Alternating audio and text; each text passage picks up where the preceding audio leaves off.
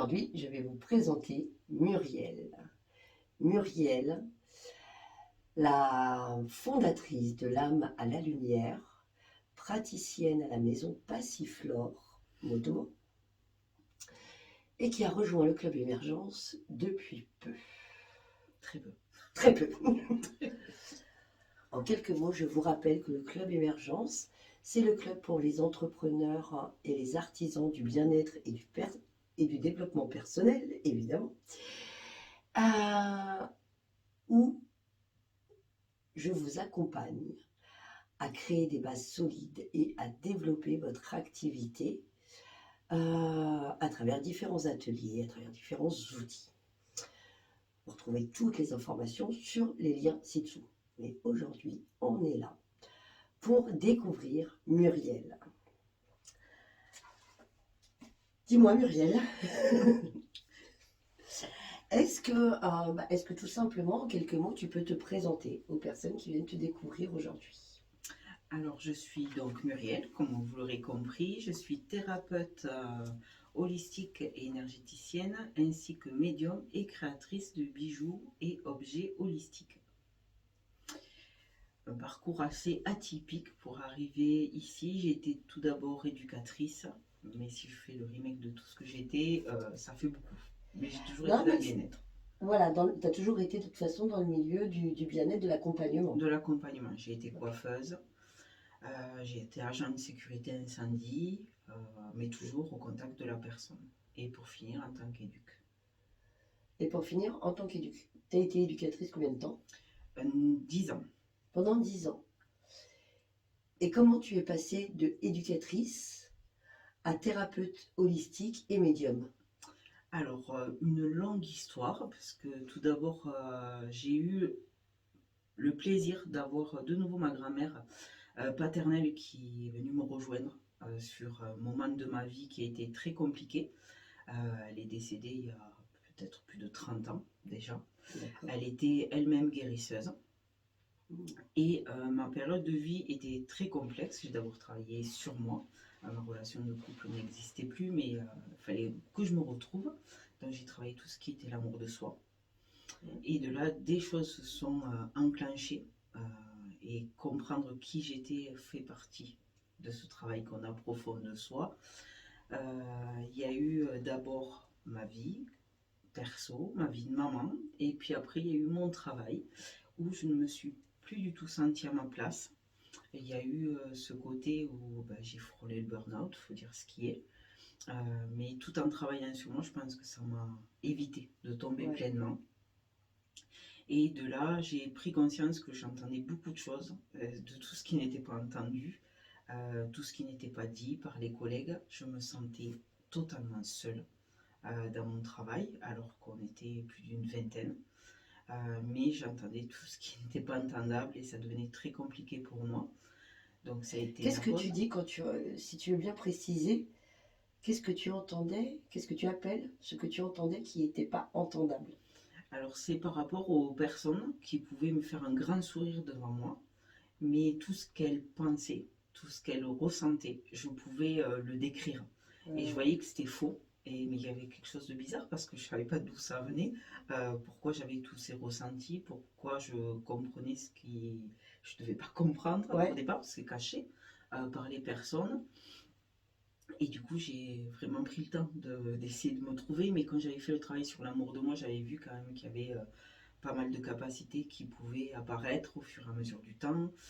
Du fait de ma grand-mère aussi, qui était proche de moi à chaque moment difficile de ma vie. Ta grand-mère qui était déjà décédée, hein? Qui était déjà décédée depuis 30 ans. Et tu ressentais sa présence? Je ressentais totalement sa présence. Okay. Elle était là pour m'accompagner pendant ce parcours qui était très difficile. Et j'ai décidé de prendre un an de ma vie à m'arrêter professionnellement. J'ai été très bien accompagnée pendant ces 1 an où j'ai pu prendre conscience que oui, mes capacités elles étaient là. Je le faisais pour le plaisir personnel. Mais du coup, j'ai travaillé un peu plus fortement là-dessus. J'ai découvert, j'ai enrichi mes capacités, mes connaissances, mon savoir-être aussi et mon savoir-faire. Bien sûr. Et de fil en aiguille, voilà, voilà en tant que médium et thérapeute holistique et énergéticienne. Ok. Sacré parcours. Un grand parcours, oui. Euh, comment on sait, comment on ressent, comment on fait la différence entre notre mental et nos ressentis sur savoir qu'il y a des présences qui sont là, savoir que ce que tu entends finalement, ce que tu peux ressentir, c'est ce que les personnes hein, à ton contact peuvent penser. Comment on peut se dire, bah ouais, tiens, là j'ai un don, et pas se dire, bah c'est mon mental qui me raconte des choses. Alors j'ai commencé par c'est mon mental qui me raconte des choses. J'imagine, j'imagine Voilà, bien, c'est pour ça. j'ai Hein. commencé par là. Et au moment où on se pose, où on est face à soi-même, seul, et que là, on veut vraiment se poser et se dire, bon, ben, là, il faut que je comprenne euh, qu'est-ce que est la différence entre mon mental et ce don. Parce qu'au début, on n'y croit pas du tout. Hein. On pense que c'est 100% mental et qu'on dit n'importe quoi. Il m'arrive encore aujourd'hui dans les consultations de pouvoir dire, mais qu'est-ce que je suis en train de raconter là? D'accord. Et je m'aperçois que quand je parle, c'est pas moi en fait. C'est là où je sais que c'est pas mon mental. Je vais parler, je vais avoir des flashs, je vais avoir des ressentis physiques qui peuvent arriver par des Ouais. frissons ou autres. Et là, je peux parler à la personne pendant une bonne heure, avec la cartomancie aussi qui est là, qui complète. Mais du coup, là, je sais que le mental il n'existe pas. C'est vraiment, j'ai l'impression d'avoir deux cerveaux, comme je dis aux gens que j'accompagne, même mes amis. Hyper rassurant, donc bonjour Muriel. Et Le en cerveau. fait, sachez qu'elle a deux cerveaux dans sa tête. Voilà. Un cerveau qui va être là vraiment pour être très perso, pour être avec mon mental et mon ego et tout ce qu'on est composé. Il Bien faut sûr. être aussi honnête avec ça. Et l'autre partie, quand je viens ici à la Maison Passiflore, quand j'accompagne en consultation, là par contre, j'ai l'impression qu'il y a autre chose qui se déclenche. Je ne peux pas le décrypter, je vais le décrypter en tant que deux cerveaux, effectivement, mais pour moi, il y a une parenthèse qui se fait. Je suis avec la personne, j'accompagne la personne. Je peux avoir même l'écriture qui arrive, ou il me faut écrire pendant les soins aussi, pour pouvoir restituer après à la personne. Mais vraiment, j'ai l'impression d'être deux personnes, d'avoir deux cerveaux, vraiment ça. D'avoir deux cerveaux et de me dire, ben voilà, c'est pas moi qui prends le dessus, c'est pas mon mental, c'est pas mon ego, ça communique. Voilà, c'est une communication. Comme je dis, c'est avoir un fil de lumière entre le monde subtil et le monde terrestre. Ouais. Voilà, j'ai l'impression d'avoir ce fil de connecter et quand je décide que je ne veux pas le connecter, ben, je le déconnecte et puis je peux être avec toi, avec d'autres personnes, sans dire je vais canaliser ce qui se passe. Soyez rassurés, si vous croisez Muriel, hein, n'ayez pas la crainte qu'elle lise à l'intérieur de vous. Ça, c'est important. Dans un contact, dans un supermarché ou un repas entre amis, hein, parce que c'est pas ce qui se passe tout le temps. C'est vraiment, c'est à ta demande, à ton intention, dans un espace bien spécifique quand tu es en consultation. Tout à fait. Parce que pour l'avoir vécu, de canaliser les personnes, de lire les personnes comme ça, c'est énormément épuisant déjà pour commencer. J'imagine. C'est très intrusif. Ouais. Moi j'étais mal. Bien sûr. Du coup, la période où je parle d'éduc, c'est ça qui se passait. Je n'arrivais pas à déconnecter. Et du coup, c'est compliqué. Parce qu'on peut ressentir des choses qu'on n'a pas envie de ressentir. Pas envie d'entendre, pas envie de savoir. Voilà. C'est un peu comme le film anglais, la Ghost Rider, un truc comme ça. Ça fait ça. Ouais. Sauf qu'on ne voit pas tout, quand même, je vous rassure. Qu'on ne croit pas que je suis carrément perchée. Là, d'un seul coup, je me sens nue face à Muriel, hein, qu'on soit clair.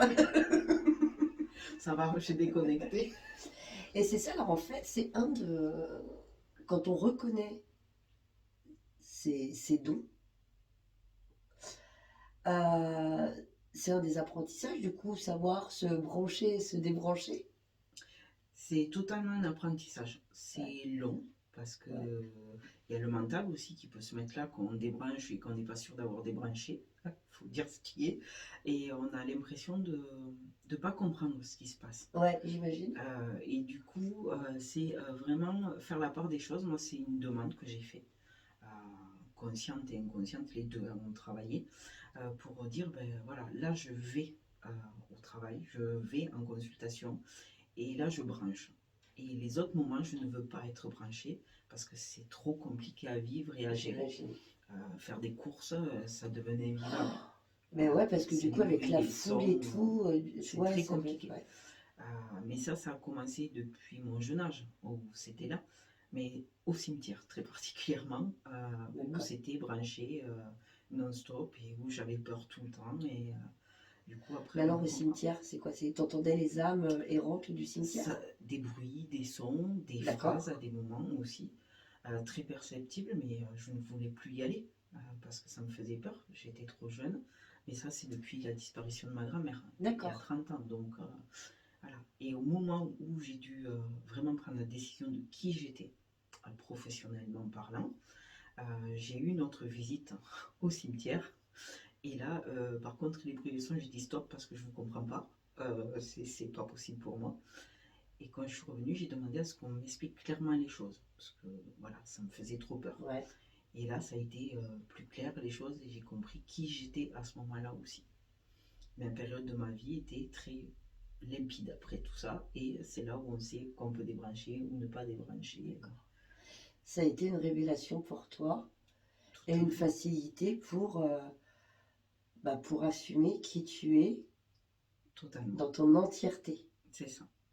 Sans ces périodes de vie, je pense que je ne serais pas là aujourd'hui. À te parler, à vous parler, ça ne serait Ok. pas possible pour moi. Je serais peut-être restée dans mon coin. Voilà, c'est aussi prendre le dessus et se dire que ben, ce qu'on a en capacité, ce don, de pouvoir vous accompagner comme il se doit en fait. Ouais. Voilà. Moi, j'ai une question parce que on parle de dons avec la médiumnité. Euh, alors, c'est un domaine que je ne connais pas. Ou alors, oui, je côtoie des personnes qui ont le don et tout. Pas comme l'énergétique, ou l'énergétique, parce que là, on parle de don pour la médiumnité.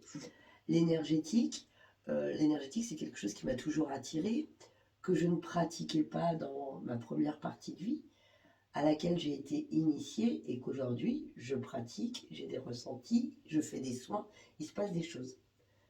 L'énergétique, eh bien, malgré ce qu'on peut croire ou entendre, finalement, c'est une capacité que nous avons tous et qu'on développe ou non.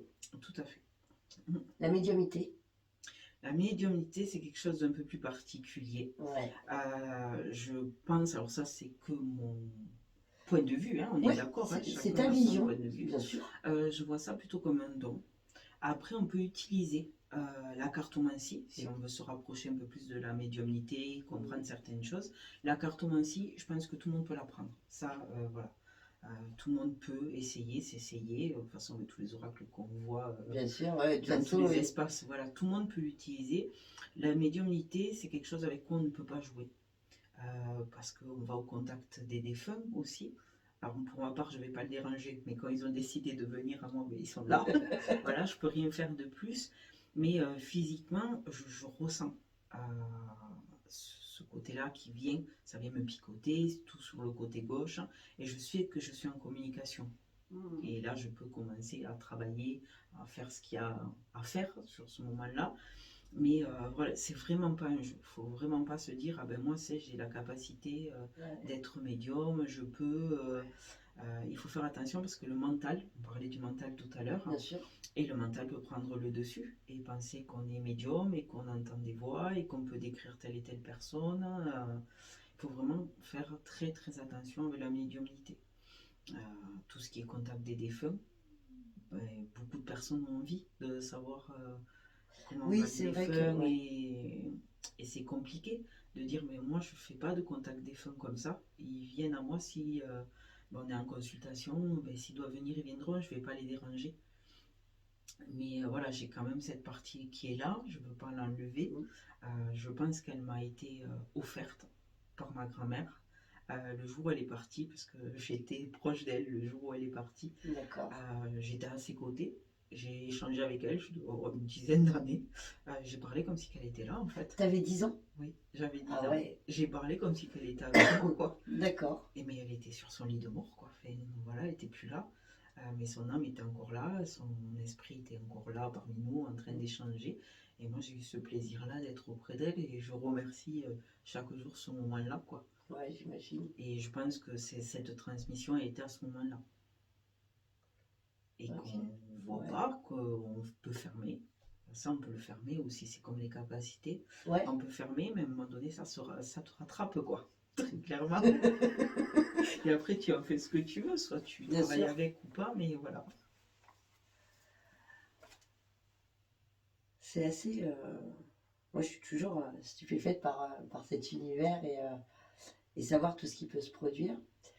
Euh, Tout à l'heure, parce que je pense que c'est important de préciser aussi quand on parle des dangers, que toutes ces choses-là, hein, même comme avec l'énergétique, il y a des précautions à prendre. Quand tu as parlé de danger, moi, le premier danger qui me vient, c'est la personne hein, qui se laisse emporter par son mental à croire qu'elle a des dons qui n'en a pas et qui va raconter des choses à d'autres personnes. Et là, c'est dangereux parce qu'il y a une espèce de il y a une espèce de forme d'influence, enfin de risque d'influence. Euh, Tu vois d'autres dangers que ça, toi, ou La dépendance aussi. la dépendance? La dépendance, parce que les personnes qui viennent consulter, elles attendent vraiment ce message-là, de l'au-delà. Il y a aussi tous ces films-là, j'ai cité tout à l'heure. Ghost Whisperer, là, je sais Voilà, pas. c'est ça. Vous remarquerez qu'on a un anglais qui est vraiment Trop nul. non, non, non, top. En même temps, c'est vrai, je On est reprends. désolé si vous n'êtes pas suffisamment anglophone pour comprendre notre anglais. C'est totalement ça. Et du coup, de voir toutes ces émissions-là, on peut prendre tout ce qu'il y a, où on voit des sorcières, où on voit Ouais. des médiums, parce qu'il y a aussi des émissions avec des médiums. Ouais, il y en a de plus en plus finalement, donc c'est vrai que Ça attire. ça attise la curiosité chez les gens et ça commence à lever de plus en plus de questions. Il y a de plus en plus de personnes qui se relient à ça et ouais, comme tu dis, on peut devenir dépendant. Ah oui, et puis pour l'avoir croisé, Ouais, quand je parle du danger, de la dépendance, de faire croire aux gens ouais, il y a telle et telle personne à ses côtés, c'est un peu aussi ceux qui vont travailler dans la cartomancie, et pour l'avoir expérimenté en salon euh, de la voyance, euh, bon, mon oreille peut-être qu'elle s'est un peu perdue, mais du coup, une personne qui était à mes côtés a répété exactement mot pour mot ce qui a été dit à une personne le matin. Donc je trouve ça un peu dangereux. C'est là aussi où je parle du danger, euh, de vraiment aller voir la personne sans dire j'ai tel et tel problème. Laisser la personne découvrir ce que vous avez, ça je trouve que c'est important. là, c'est un conseil que tu donnes Oui, aux gens qui voudraient. Super, parce que je voulais y venir parce que je trouve que c'est hyper intéressant en fait de savoir ça et de savoir se préserver aussi de. Bah ouais, les charlatans existent, c'est comme, ça. comme dans tous les métiers, de bons accompagnants existent, et de mauvais accompagnants existent aussi. Donc, ouais, les précautions, comment tu peux guider une personne à faire un bon choix pour être accompagné par un vrai médium. Tout d'abord, c'est ne pas décrire la situation que les gens vivent, ce qu'ils ont, En dire le moins possible. le moins possible. Pour ma part, quand je fais des consultations, je vais faire un tirage sur l'instant T, ce qui se passe. Voilà. Comment est la personne, comment elle va, ce qu'elle vit. Ça va être des premières cartes, ça va être des premiers ressentis. C'est pour me connecter avec l'autre personne. Et du coup, la personne va savoir me dire, vous êtes dans le juste, vous êtes dans le faux. Ah non, je comprends rien. Et si c'est ça, ça ne sert à rien de continuer la consultation. Si on a tout déposé, la personne peut se servir de tout ce qui a été dit pour travailler en consultation après avec la médiumnité, avec la cartomancie, avec tout ça, sans avoir spécialement de dons ni de capacité. Donc c'est là où voilà, je prends le temps vraiment d'expliquer ça à chaque consultant qui vient me voir, d'expliquer comment je fais, comment je travaille, et ça permet aussi de rassurer C'est aussi ce la que j'allais personne. dire, finalement, c'est hyper rassurant. Ouais. Et ça prend du temps en plus de la consultation, mais je pense que c'est très important pour que la personne soit rassurée, pour qu'elle sache où elle va, parce que sinon c'est trop facile. Ça peut être un jeu aussi, la médiumnité pour certaines personnes, et moi je ne prends pas ça comme un jeu. C'est pour ça que je parle de danger, je parle des risques qu'il peut avoir, de la dépendance aussi qu'il peut avoir, et les consultations, on ne va pas en avoir trop souvent ensemble, quoi. C'est une fois tous les trimestres, voire tous les 6 Ouais. mois, pour conseil général. Ouais, on vient pas te voir toutes les semaines. Non, ça je ne veux pas. Après, je fais des consultations au mois qui permet de voir un petit peu le mois, comment il va se dérouler. Ça permet d'avoir beaucoup de conseils, de pouvoir se débrouiller, défaire ses propres nœuds aussi. Parce qu'une consultation, il ne faut pas croire que j'ai la baguette magique et je vais solutionner Ouais, tous bien les sûr. problèmes. Ça, c'est pas possible. Donc, du coup, ça va dénouer vos situations. Vous allez vous mettre au travail aussi. Et en se mettant au travail, vous avez le résultat, dont les choix. Et vous êtes à même de prendre vos choix. Je peux dire Mm. des choses, mais c'est vous qui allez choisir votre destinée. C'est pas moi qui vais faire la différence. Je n'oblige personne à faire tel ou tel choix. Ça, c'est important aussi de le dire parce que on ne peut pas orienter le destin d'une personne. On peut l'accompagner, Bien la sûr. guider, mais pas lui dire tu dois faire ça, comme ça, comme ça, comme ça, c'est pas possible. On met quelque chose en avant qui Bah, peut il y a être quand même un très cadre personnel. qui est posé hein, Oui, pour qu'il n'y ait pas de déviance, tout simplement. tout à fait. Sans cadre, je pense qu'on se perd soi-même en tant que thérapeute, médium. On se perd et on va dans quelque chose de très toxique pour nous-mêmes et on amène les consultants avec. Ouais, Donc c'est pour ça qu'il faut un cadre, il faut être honnête envers soi, il faut faire part de ce mental, de le mettre de côté aussi. bien sûr. C'est pour ça qu'il y a peut-être l'interrupteur du coup au premier cerveau. Mais voilà, tout ça c'est important. Ok. Et donc, ça, c'est une partie de ton activité. Une partie. Parce que du coup, tu fais aussi, alors derrière nous, vous voyez peut-être pas très bien, même sur les côtés. Et là, je vous invite à venir découvrir, si vous êtes sur votre banc, à la maison Passiflore, je vous invite à venir découvrir les créations de Muriel, parce que tu fais quand même pas mal de créa. Alors elles vont être intuitives au départ, les créations. Ouais. Parce que j'avais besoin de travailler de mes mains. Peut-être parce que j'étais coiffeuse ou il fallait utiliser les mains, je sais pas. En tout cas, les mains ont besoin de travailler. Ok. Et elles font passer une certaine énergie, une certaine intention. Toutes les créations qui vont être ici, c'est la protection et l'amour de soi qui est travaillé en premier. Qu'on parle d'un bracelet ou un baume, voilà, il y avait toujours cette protection et amour de soi dessus. Je le travaille en canalisation, tout ce qui est là. Alors je ne sais pas pour qui, je ne sais pas quand ça va partir, mais je sais que c'est pour quelqu'un. Voilà, c'est la connexion avec là-haut aussi, on garde la connexion. Et du coup, ce fil de lumière me dit, ça serait bien de travailler ça, je vais le travailler. Et des fois, ça va rester là longtemps, et des fois, pas du tout. La personne va arriver, elle va dire, c'est ça que je veux. Voilà, et après aussi, je le travaille de façon personnalisée. Je vais Donc voir on la vient te personne. voir, Voilà, on vient te voir, on te demande de nous créer quelque chose. oui. Ça peut être un bracelet, ça peut être un objet décoratif, ça peut être une protection particulière. Ouais. Alors, c'est pas de gris-gris, hein. On est d'accord. Je mets pas de gris-gris Tu ne fais là-dedans. pas de petites amulettes. Je pourrais, mais je fais pas de gris-gris.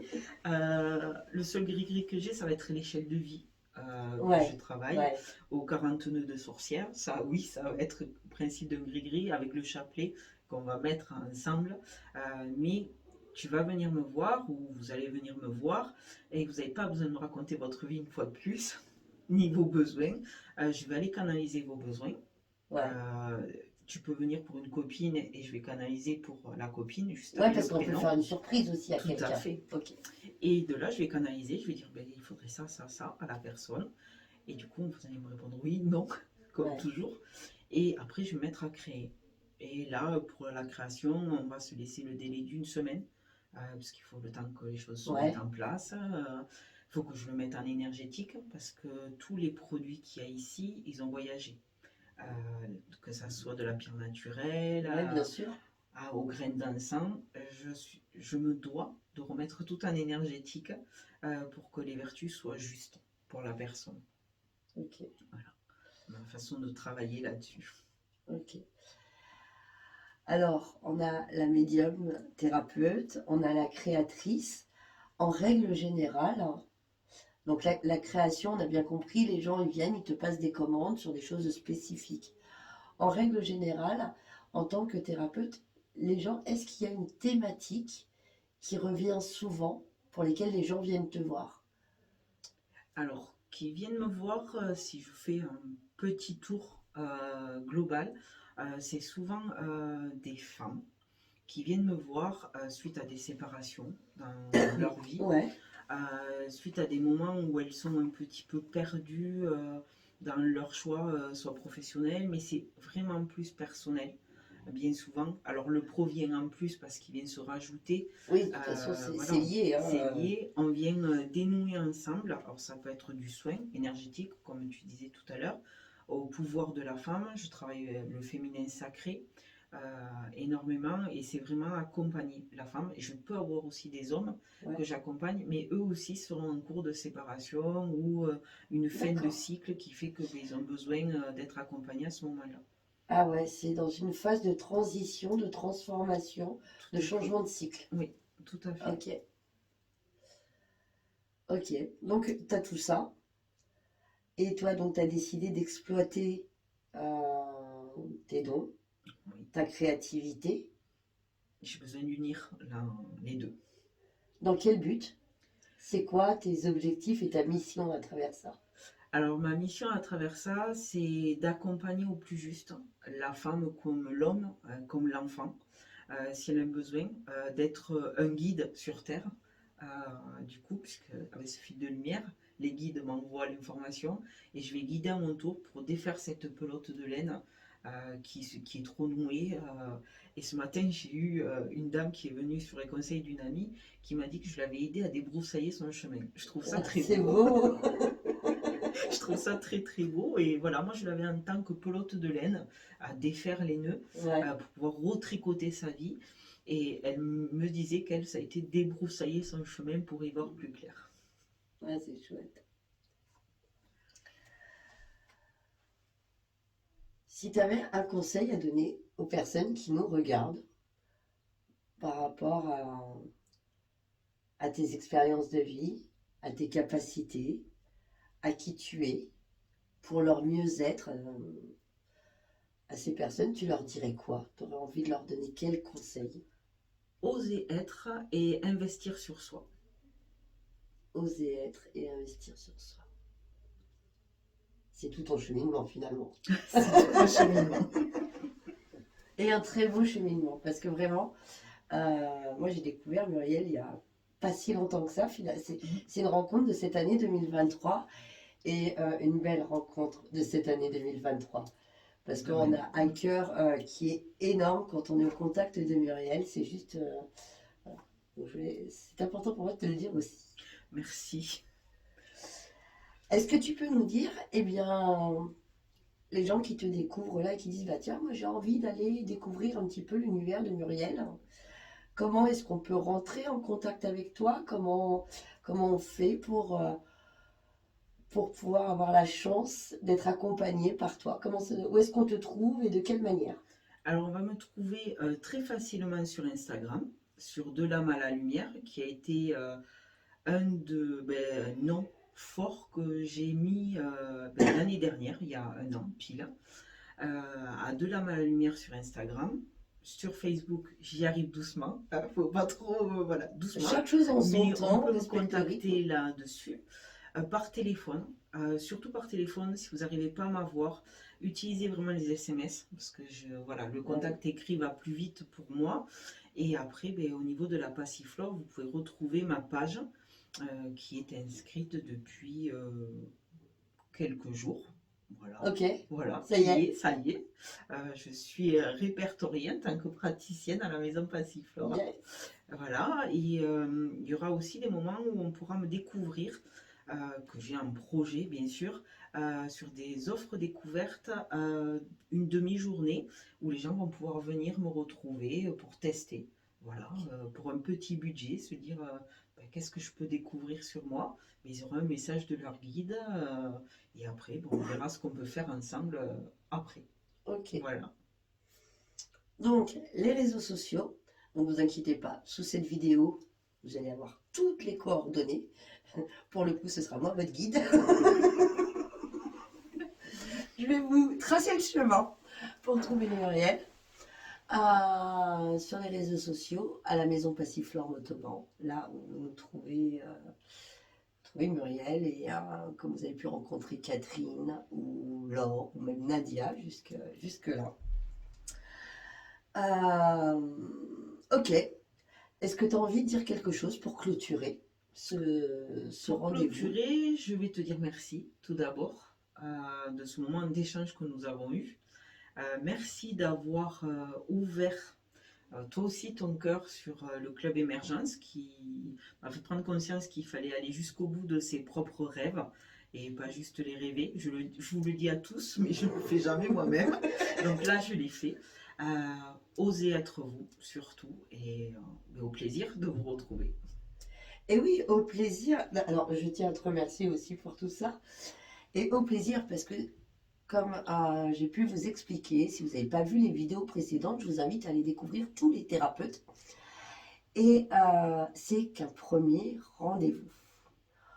En ce mois de décembre, vous aurez rencontré en première interview les thérapeutes qui sont présents dans ce club Émergence. À partir du mois prochain, ils vont revenir. Ce n'était pas qu'une seule fois. Je crois que je n'avais pas prévenu Muriel. Non, ça non. Donc, en direct, ils vont revenir pour vous parler de thématiques spécifiques qui leur tiennent à cœur. Vous allez retrouver sur cette chaîne du Club Émergence, eh bien, comme un blog vivant où on va venir tous les mois vous trouver en abordant des thématiques spécifiques qui sera en fonction des guides, de notre cœur, notre intuition pour vous. Merci beaucoup Muriel. Merci à toi, souhaite Karine. une très belle journée, de très belles fêtes de fin d'année. À toi aussi. Merci. Je vous souhaite également à vous de très belles fêtes de fin d'année, une très belle continuité dans votre journée, peu importe le moment où vous regarderez cette vidéo. Et je vous dis à très bientôt.